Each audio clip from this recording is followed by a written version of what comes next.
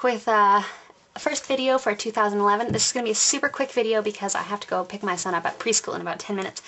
But I wanted to show you the Close to My Heart recipe box and a very simple way that you can decorate it. So what I did is I used the Emporium paper pack. I'm going to start with the sides.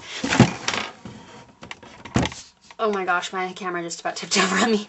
I'm going to start with the sides, and I have some 3.5 by 4.5 pieces of paper that I cut and distressed on the edges using cocoa ink. So I'm just going to cover the sides with those.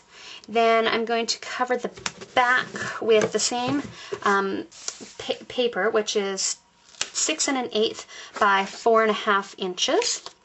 And the front is also 6 1/8 by 4.5 inches, but inside you can see that there's this little groove there.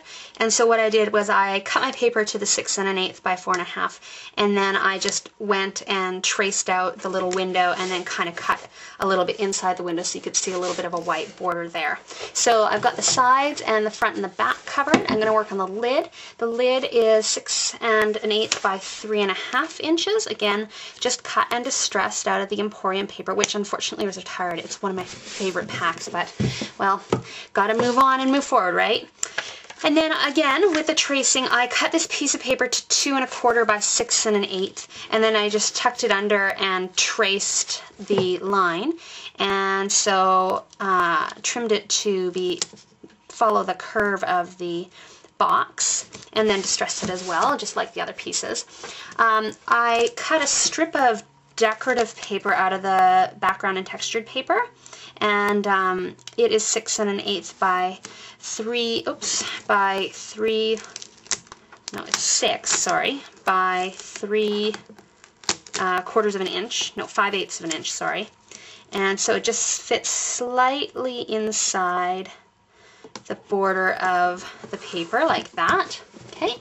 And then I used one of the window charms, and I covered one of the circles from the Emporium. You can see that it has this kind of little sparkle glow, and I'm just going to adhere that to the middle here, just to mark there. And then I used my Cricut and I cut out some letters out of the, what is it, Plantain School Book, and I'm going to lay them on my card box backwards. I'm using this box for cards because I am not much of a card maker, really, so I don't have a ton of them, so this will be enough place to store them. But I do sometimes go to workshops and stuff like that, and so I need a place to store them where my children's little sticky fingers can't get all over them, and where they'll be sorted in one place so I can actually use the cards that I make, because I think that's the problem with me, is I barely ever use the cards I make. So I've got the word cards here, and voila, you have it. So super simple, like it's not necessarily anything fantastic, but it's functional, and I love the colors, and I think it's beautiful. And I'm also going to put a little ribbon tab, I think, under here to connect this. And if you didn't know this is magnetic, so it totally just closes the box without